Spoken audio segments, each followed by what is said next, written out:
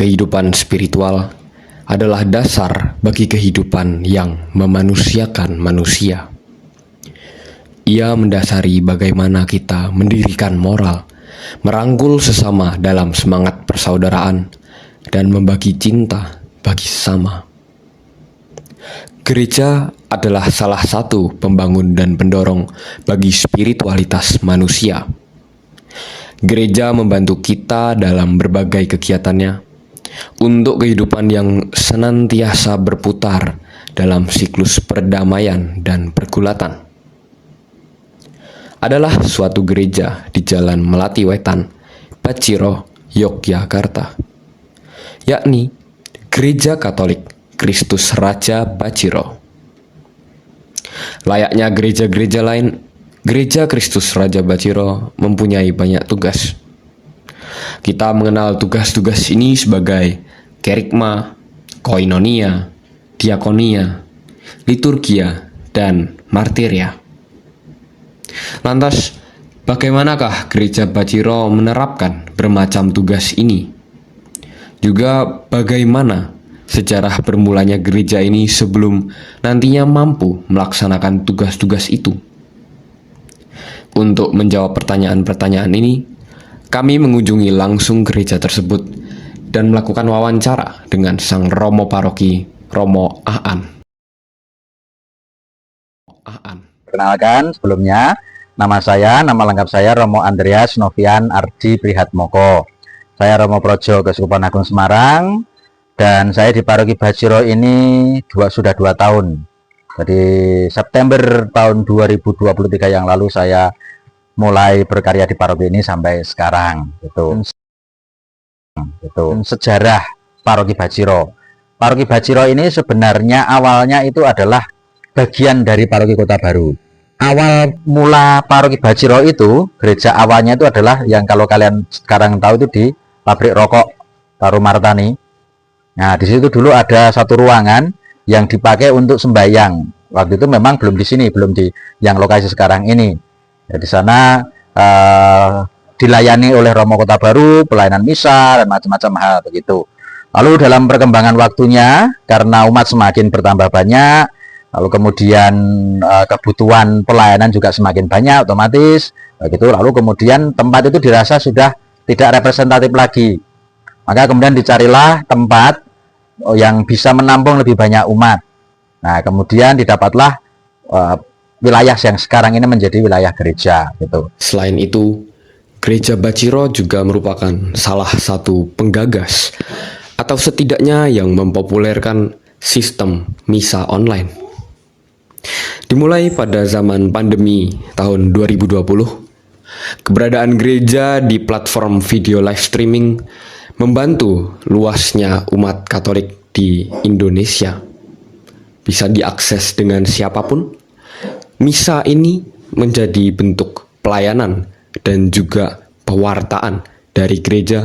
Sebagaimana kita nanti akan membahas hal ini lebih lanjut. Mari kita mengingat lagi 5 tugas gereja dan bagaimana Gereja Baciro melaksanakan tugas itu dalam kehidupan sehari-harinya. Kerikma atau pewartaan adalah bagaimana cara gereja mewartakan Injil Kristus pada jemaat. Krembo, yakni kru yang menyediakan misa online di kanal YouTube, merupakan salah satunya. Krembo merupakan sarana bagi umat yang kala masa pandemi tidak dapat datang dan berkumpul di gereja. Kini Krembo juga masih konsisten dengan melakukan live streaming untuk umat yang berhalangan hadir ke gereja. Selain platform sosial media ini, Gereja Baciro masih mengikuti tata cara pewartaan yang standar layaknya gereja lainnya. Dalam koinonia atau persekutuan, Gereja Baciro senantiasa berusaha untuk merangkul umat-umatnya. Nah, betul. Itu kami bersyukur bahwa hampir semua umat, serasa saya itu hampir semua umat Katolik gitu ya, mereka itu sudah paham tentang arti gereja.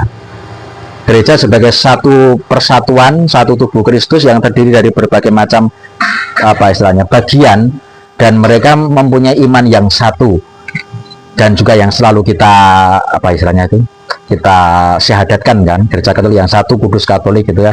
Nah itu kami bersyukur bahwa umat itu mempunyai keyakinan akan itu, sehingga dalam pelaksanaan pendampingan selama ini saya rasa kami tidak terlalu banyak istilahnya mempunyai atau membutuhkan banyak energi untuk mempersatukan itu, karena mereka sudah mempunyai keyakinan bahwa mereka itu bersekutu berkumpul. Memang lalu kemudian tantangan zaman sekarang adalah media sosial, lalu kemudian gereja yang berdekatan begitu ya. Kadang-kadang ada satu dua umat itu yang dalam tanda kutip anonim. Anonim itu misalnya dia sebenarnya secara teritori dia tinggal di satu lingkungan di Baciro begitu ya. Tapi dia tidak pernah aktif di lingkungan. Tapi dia setiap minggu ke gereja gitu. Mungkin juga di Baciro, mungkin juga di Pringwulung, mungkin di Kota Baru, mungkin di Kitologi, mungkin dimanapun itu. Nah itu kan tetap ada satu dua orang yang seperti itu begitu ya. Belum lagi kadang kemudian tantangan kami adalah misalnya mahasiswa kos atau mungkin pekerja-pekerja yang ngekos begitu ya. Ya ini sempat menjadi sebuah tantangan bagi kami, bagaimana lalu kemudian membuat mereka ini merasa menjadi bagian dari paroki ini. Maka yang kami lakukan biasanya yang pertama adalah memang dengan mendata umat yang ada di sekitar itu. Lalu yang kedua adalah kemudian ya mencoba melalui ketua-ketua lingkungan yang ada itu berkomunikasi, mendatangi, ngaruh kalau orang Jawa bilang gitu ya, menyambangi untuk kemudian ikut terlibat dalam kegiatan lingkungan, sehingga itu menjadi salah satu cara untuk supaya mereka itu menjadi bagian, bahwa mereka menjadi Katolik nggak mungkin mereka sendirian, mereka pasti selalu butuh orang lain begitu. Gereja Baciro tidak butuh banyak usaha untuk mempersatukan umat, karena umat itu sendiri sudah punya rasa untuk ingin bersekutu dengan sesamanya di paroki ini. Dengan berbagai sarana persekutuan seperti OMK dan bentuk perkumpulan umat lainnya, Gereja Baciro mempertahankan rasa kebersamaan jemaatnya itu. Diakonia atau pelayanan difokuskan oleh Gereja Baciro terhadap kehidupan sosial masyarakat. Gereja memiliki suatu bidang khusus, yakni dana sosial. Dana sosial gereja dipergunakan untuk mendukung pelayanan diakonia ini. Contoh bentuk pelayanan sosial ini adalah mengalokasikan dana untuk beras diberikan pada mereka yang membutuhkan. Ada juga bagian dari dana ini yang digunakan untuk mendukung pendidikan.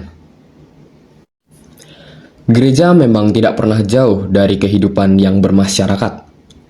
Layaknya dalam tugas liturgia atau peribadatan, Gereja Baciro berusaha memanfaatkan keberagaman umatnya untuk membuat misa menjadi lebih hidup. Gereja Baciro sendiri melaksanakan misa yang relatif lebih banyak jika dibanding gereja lainnya. Dan gereja juga lebih membuka diri untuk menggandeng komunitas-komunitas luar daerah. Contoh komunitas ini adalah inkulturasi pelaksanaan misa dengan budaya komunitas Kalimantan, seperti dalam Ekaristi kaum muda. Terakhir, dalam tugas martiria atau kesaksian, Gereja Baciro tidak sungkan untuk membuka diri dan melakukan bermacam kegiatan lintas agama. Dan itulah bagaimana Gereja Kristus Raja Baciro menjalani kehidupan menggerejanya dalam tahun-tahun yang telah berselang dan untuk tahun-tahun yang akan datang. Kita berharap bahwa apa yang dilakukan Gereja Baciro ini dapat senantiasa bermanfaat bagi tak hanya umat parokinya, namun siapapun juga yang membutuhkan dukungan dalam jiwa rohaninya. Dengan demikian, penelitian kami sudah tuntas, pertanyaan-pertanyaan kami sudah terjawab. Kami pamit pada Romo Aan, kemudian mengabarkan penemuan kami pada kalian para penonton, dan kini berterima kasih karena Anda semua telah menonton sampai akhir. Salam.